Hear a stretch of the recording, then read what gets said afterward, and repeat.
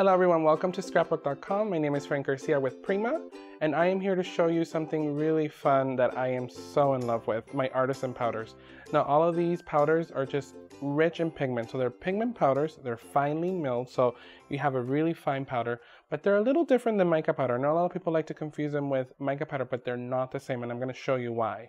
So the Artisan Powders come in different colors, okay? Here's just a selection of them. They're really beautiful shades, but these are more for antiquing. So you can see that the colors, I'm going to open this one up here, it's really rich and pigmented like this. It almost reminds me of makeup. I'm going to just take my finger in here and show you on a piece of cardstock how that looks. So I can take my powder and antique any surface that's porous. So that means I can take it on paper, I can take it on wood, resin, anything like that, even furniture, if you wanted to antique your furniture. So all you need is very little, and you can see how far that will go. So if you're used to antiquing your paper, guess what? This is a really cool way to do it, because you can just add a little bit at a time and you have all the control that you could possibly need. So you can see right here how that antiques that paper with that blue. Now, can you mix the colors? Of course. I can add my Trianon patina, and I love this patina color, it's just stunning. And I will add a little bit here, and I can blend that and make it into a seamless blend of color. See that? It just transitions very easily. Of course, you want to make sure you use colors that are family colors, right? Because otherwise you'll get brown. And brown is nice in some spots, but you just have to have the right spot for it. So you can see right here how I went ahead and blended that out. So you can see the transition, you can see how beautiful it looks on cardstock or on any piece. So I want to show you how to use the Artisan Powders with the frame. So you can see that the frame is white right now. So once you go ahead and take your favorite piece, you will see how easy it is to get these colored. So I'm going to take a brush. The brush of course has to be dry because we're applying this dry. And I'm going to go ahead and apply it. Now when I apply it, I'm just going to go ahead and add the color in there. And I can go all the way around with my powder. Once you kind of get the area shaded, you can always go in with your hand and give it a little bit of a swipe to remove any excess color, okay? But once this is on there, it's pretty permanent. So once you apply it, you can see it stains that perfectly every single time, which I love. Now, after this, you can always add a little bit of metallic paint. You can add a little bit of a splatter of something cool. But really, all you need is to apply it with a dry brush, and you're good to go. So another way to use Artisan Powder is with different mediums. I love using them with mediums because they add a little bit of a different twist to your medium. So if you already have gesso or modeling paste, then you can create your own custom colors without having to buy a modeling paste that's green or blue or anything like that. So we're going to use gesso just to show you how easy it is to do this. So I'm going to take a little bit on my palette. I'm going to put it on my mat. Now this mat works wonderfully because it's glass, so it's easy cleanup. So I'm going to add a little bit of my French blue. And like I said, this is very pigmented, so you really don't need that much.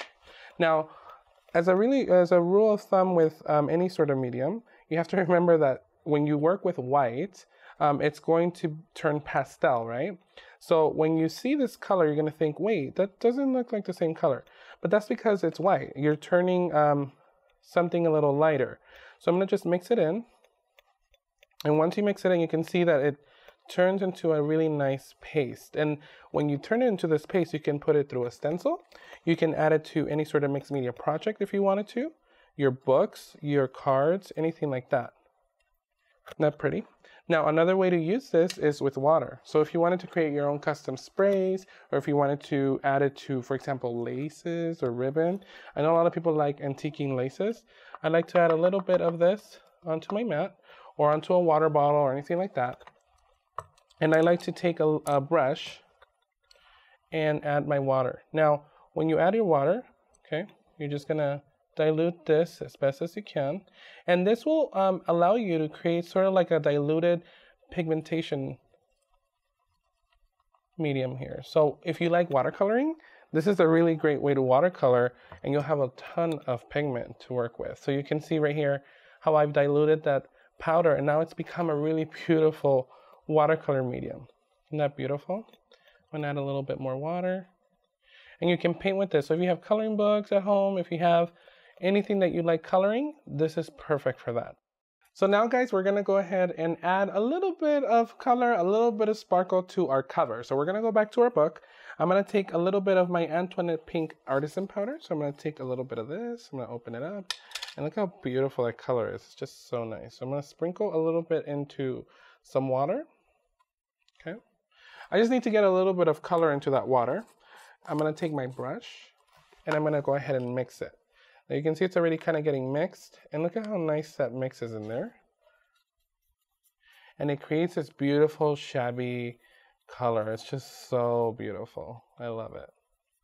Now what we're gonna do with this is we're gonna go ahead and splatter our cover just to give it a little bit more interest.